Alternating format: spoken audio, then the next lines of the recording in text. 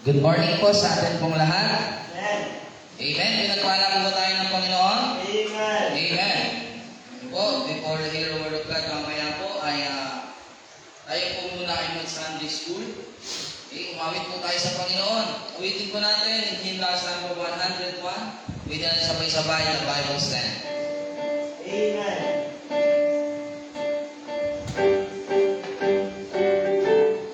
On the first stanza,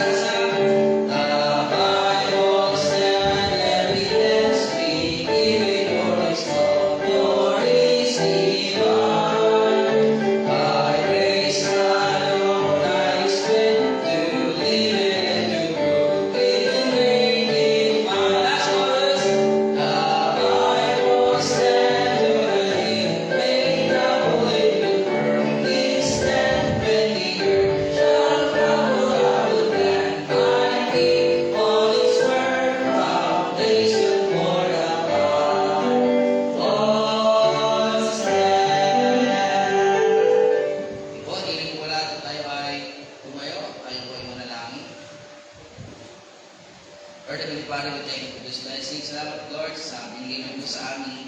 Ay pinagpanalaaran niyo, Panginoon, ang linggo na aming po. May po yung privileges mo, basis po ito katuhanan. Gusto niyo po kami ingatan, Panginoon, maging ang tatayo sa pagpipitig ito, magtuturo ng Sunday School. Bigyan siya ng wisdom mo, Lord, kung hindi kami natagapakinig. Lord, na lahat ay mauli ang papulit mo salamat sa pangalan ng Panginoon Jesus. Amen. Mari na po tayo ng siyo po. At ngayon po, hindi na po tayo makakatagal. Welcome po natin ang ating pagpapagturo sa Sunday School. Walang iba kundi si Brother Jedmar. Amen.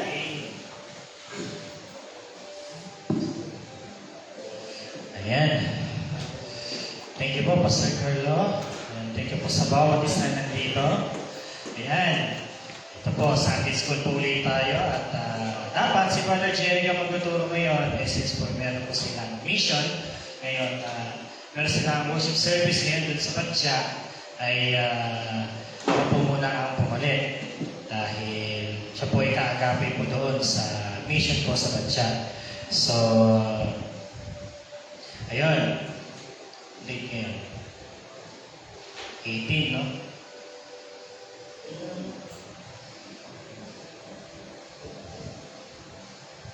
Okay. Date ngayon, January 18, 2026. Kuya Christian, papasa po. Lahat ng, lalagay po ng attendance. Maliban na lang siguro kay Nanay Tessie. Okay lang si Nanay Tessie. Okay lang kayo si Nanay Tessie na magsulat. Pangalang pirma lang po. Okay na yan. So, tayo po, ngayon po ang start ng ating Sunday School. Ayan, so, topic po na ating tatalakayin for the whole year is maintaining the goal. Ayan.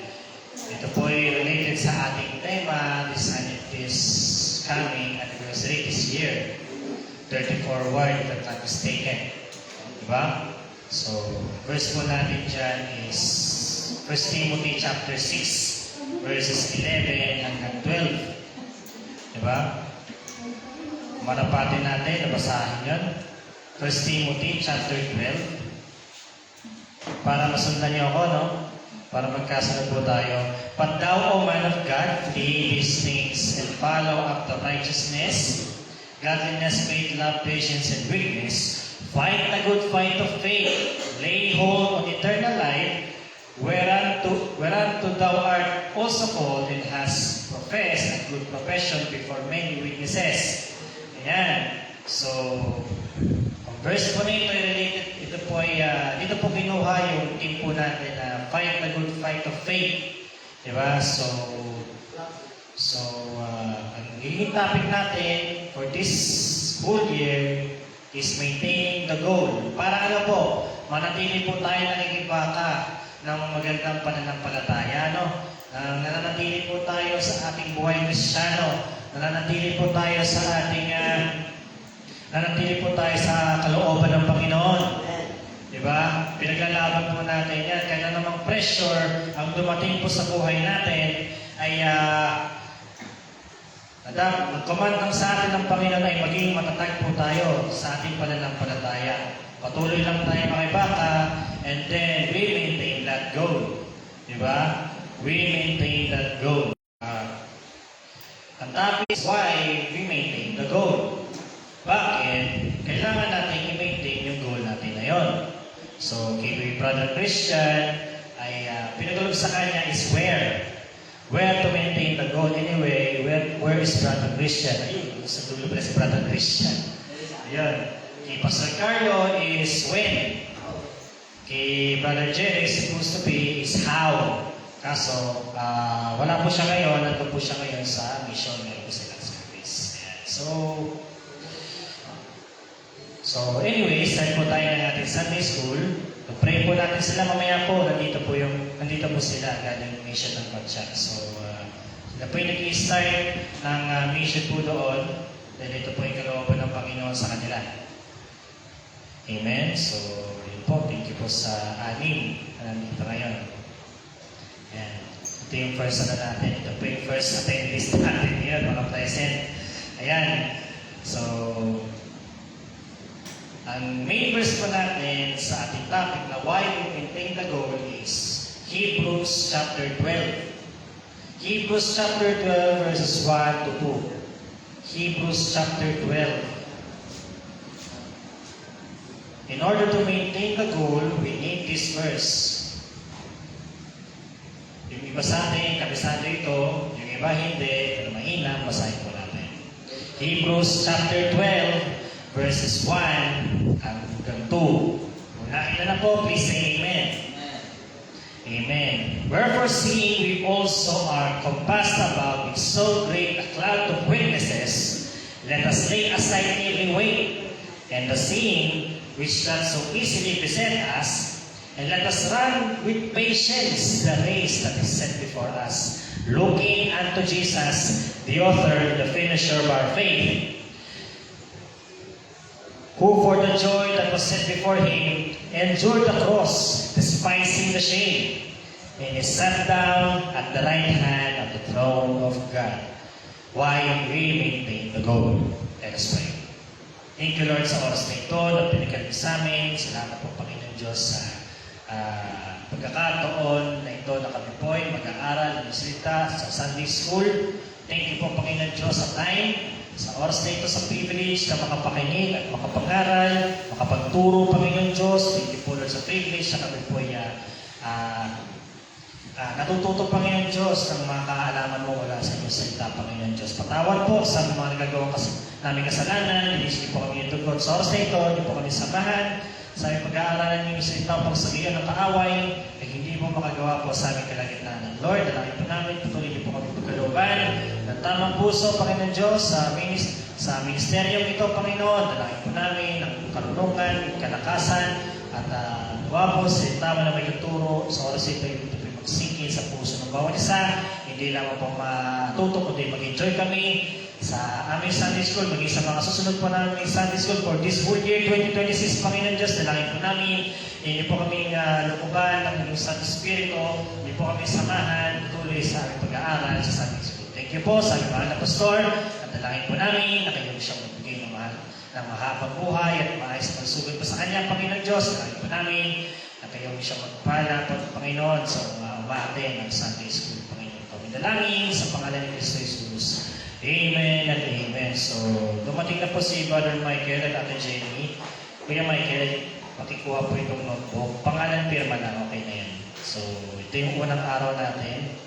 Ito ang unang Sunday natin na Sunday School. Ayan.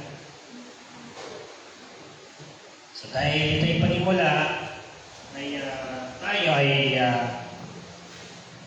tayo magpapasimula ng ating lesson.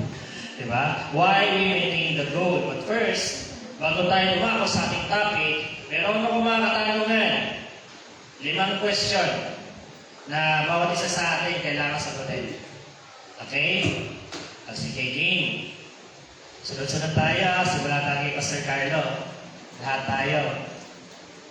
Ayan. Isa na natin si Nanay Tessie, tsaka si Nanay kasi nanay po ni Pastor. Okay po. Okay.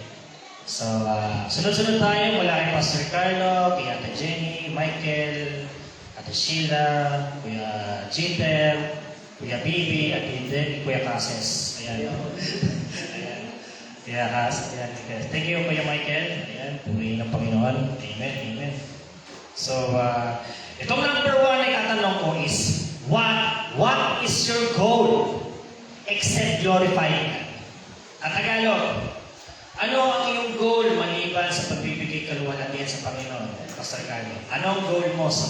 Anong iyong goal? Yes. Tayo ka, Pastor Carlo. Maliban sa pagbibigay sa kaluwalhatian ng Diyos, yung mag-asawa. Mag-asawa.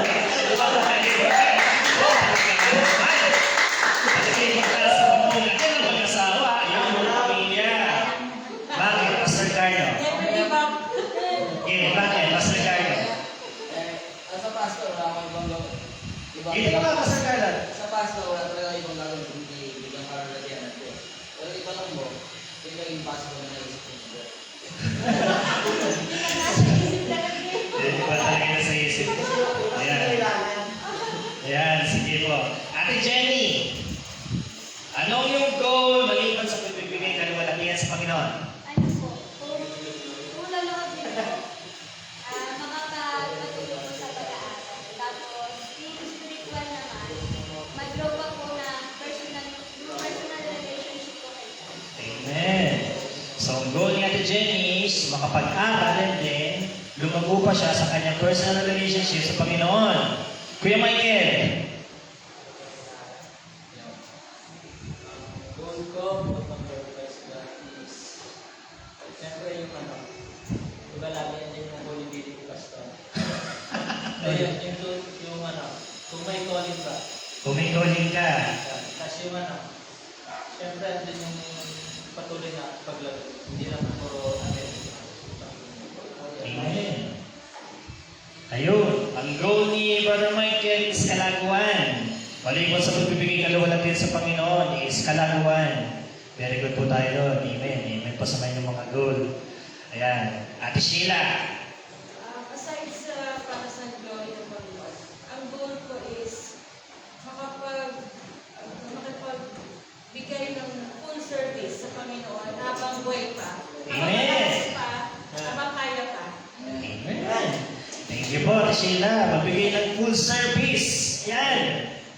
Nakakatawa po yung mga gawin ninyo, no? Yan. So, except sa pagbibigay ng kaluwalhatian sa Panginoon, gusto ni Ate Sheila is magbigay pa siya ng kanyang full service hanggat buhay pa siya, hanggat may lakas pa. Amen po tayo doon. Kuya Jeter. Aside po sa pag-glorify po kay ano po, makasama po sa barko. Ulit.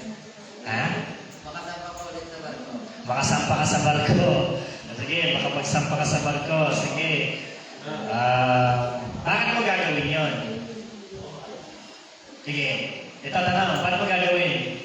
Para po makatulong sa mga kaibigan at sa Amen. Para makatulong sa pamilya at sa church. Pangawakan mo yan, ha? Very good ka dyan.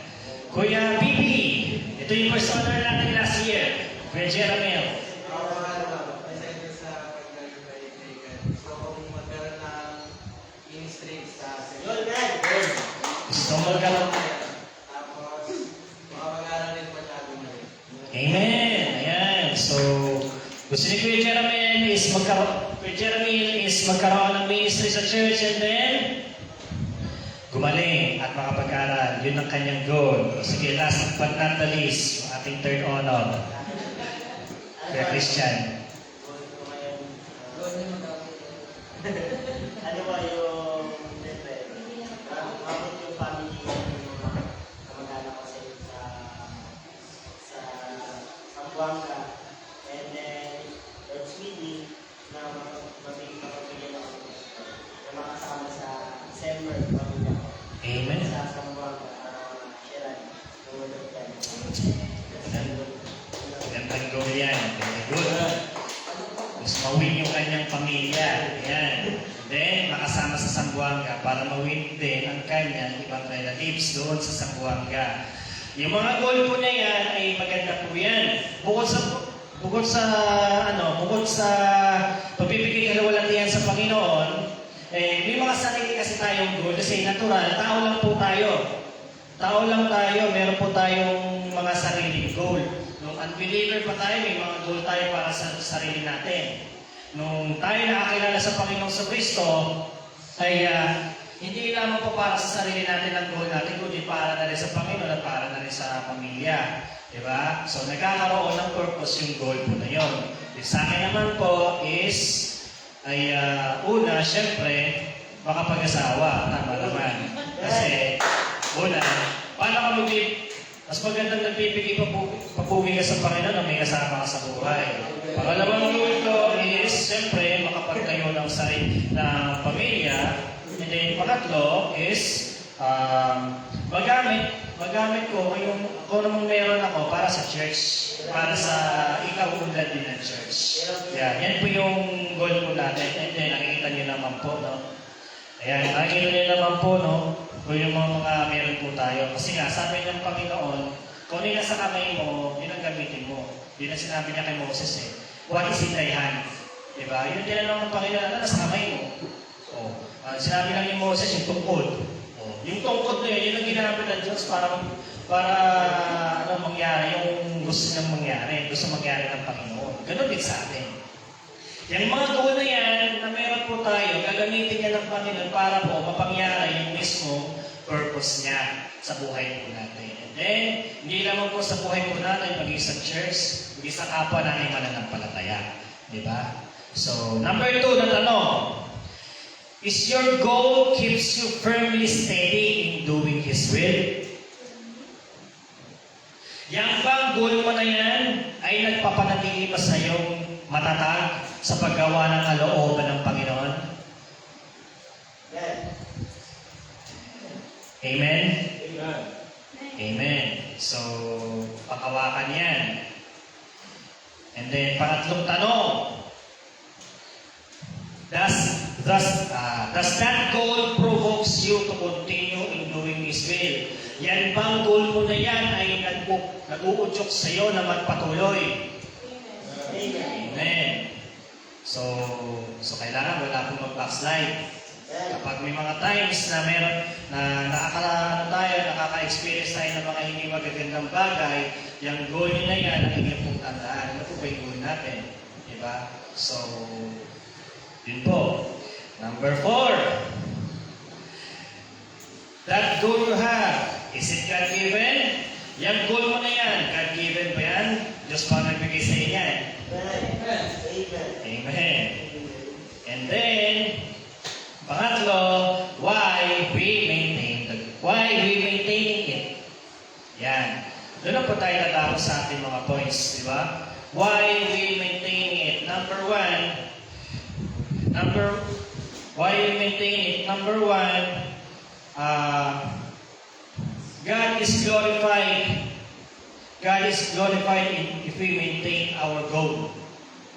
Di ba? Since yung goal na yan, alam mo God-given, kapag nag-maintain yan ang Panginoon ng luluwalhati, nagbibigay ng kaluwalhatian. Nagbibigay tayo ng kaluwalhatian sa Kanya. Ang Panginoon ng luluwalhati. Di ba? God is glorified. Diba? So, kapag tayo ay nag-backslide, kapag tayo ay tumalikod sa Panginoon, hindi natin siya talaga totally nabibigyan ng kaluwalhatian.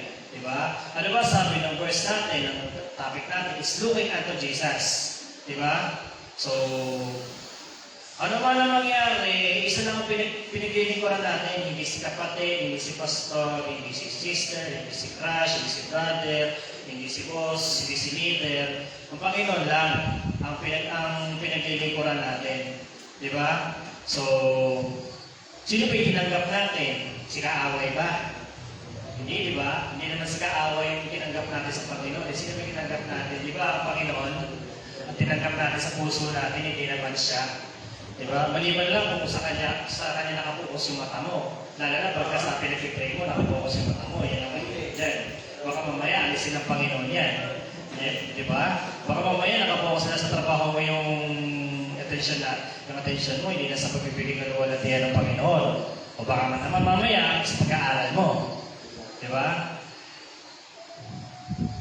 So, ayun. Anything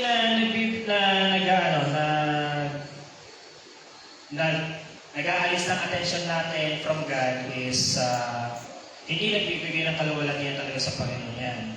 So, maaaring tanggalin ng Diyos yan para bumalik tayo sa Kanya. Bumalik tayo sa kung anumang goal na meron tayo. Para ma-maintain natin kung ano yung goal natin, di ba? So, ayun. Number 2, God will encourage you. God will encourage you. Diba?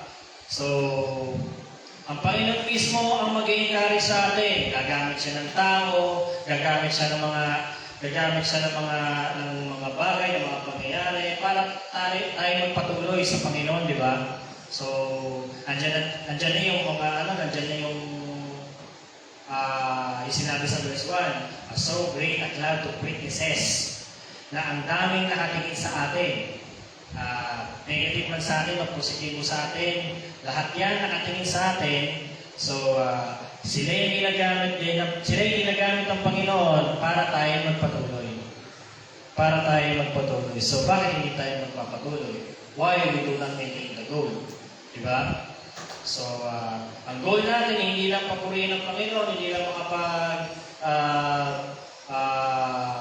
hindi lang fight the good fight of faith, kundi yung goal natin, yung mga personal tayong goal, ipagpatuloy po natin yan.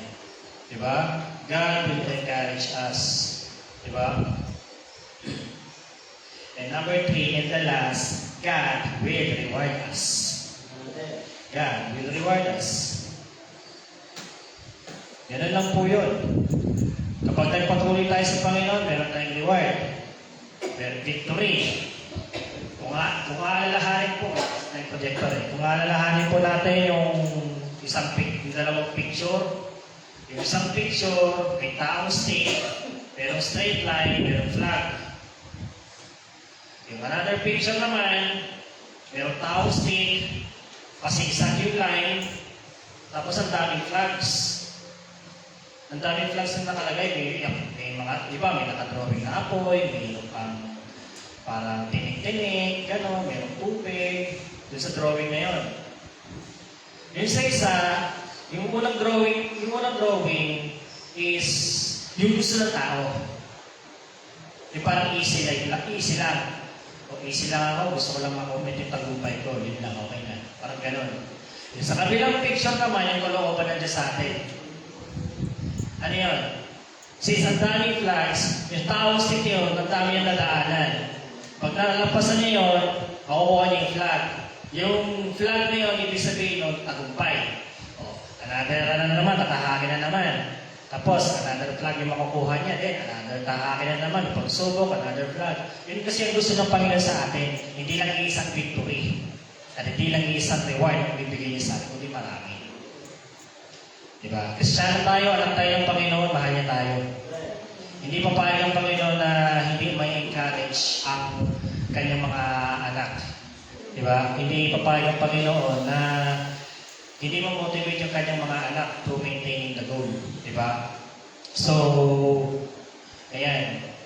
So, ang conclusion natin sa lesson na ito is, diba? Look unto Jesus to maintain the goal. Diba? Let us look unto Jesus to maintain the goal. Huwag tayong tumingin kapatid, kahit okay yan, o maganda yan, kahit mabango yan, diba? Huwag tayong tumingin dyan. Kasi tinagamit ng Diablo yan for distraction. Hindi tayo sa Panginoon. Hindi tayo sa Panginoon, diba? O, pag hindi tayo sinagot ng pinipipray natin, meron pang nakalaan ng Panginoon sa atin, huwag tayong malumo. Diba? Kung meron pang tayong pinipipray na hindi naman natin nakamit, ay lingkod lang tayo sa Panginoon. Kung meron naman tayong na-experience na traumatic, ilingkod lang natin sa Panginoon yan. Kasi hindi ang Panginoon pa rin ang bida sa buhay natin. Ang Panginoon pa rin ang siyang nag-encourage. Ang Panginoon pa rin ang siyang nag-reward. So next week, since tapos na po ang ating lesson, ngayong umaga nito, saglit lang, 10:54 na, bilis lang po yung introduction natin. So next week, ay meron po tayong project. Next week. Next na turo ko pala. Next na turo ko, meron po tayong project. Ayan. So, get ready po kayo. Get ready po tayo. Ang project lang naman natin is ball pen and papel. Ano gagawin niyo po? Gagawa po kayo ng sariling devotion. Magbibigay po ako ng verse, magbibigay po ako ng topic. Related pa rin. Nandito pa rin, related pa rin sa aking topic na why we maintain the goal. Diba? Related pa rin yun. Hindi tayo lalayo doon. Pero, this time, next week or next time na ako tumututuro, is gagawa po kayo ng sarili yung devotion. Bibigyan ko topic, bibigyan ko title. Kayo na pong bahala sa puntos. Up to 3 points lang, okay na. Devotion lang po. Kung gusto nyo gawing preaching, next time na lang. Siguro yung kunyari may nagawa kayo. Hindi naman natatapos kasi doon eh. Bawa na may nagawa kang devotion mo, 3 points, inaral mo ulit. Lalagyan mo na ng sub points ko, nabara. Pero next time na naturo ko, devotion lang. Nagawa ko kayo ng devotion para naman matuto po yung iba sa atin na gumawa ng devotion. Ano? So, yun lamang po. Maraming salamat sa mga naka-attend sa Sunday School ngayong umagang ito. And I hope and pray na magtuloy-tuloy po po sa dahil alam niyo naman ang mangyayari sa last Sunday of December. Diba? Meron po tayong awarding. Hindi naman po tayo magpapaproject, magpapag-games na tayo. Sa mga susunod na pagtuturo po natin, mag-games tayo, magpapaproject, may practical, meron tayong quiz, meron tayong singboard. Sa ngayon, wala tayong singboard kasi introduction pa lang. Amen? So, yung po, looking unto Jesus always. Diba? To maintain the goal. Amen po. Tayo po yung namin. Dakilang Diyos sa mga makapangyarihan sa lahat, kami po ay nagpupuri sa inyo papasalamat sapagkat Panginoon Diyos ang bawat isa yung pinagkalugod din po ng karunungan.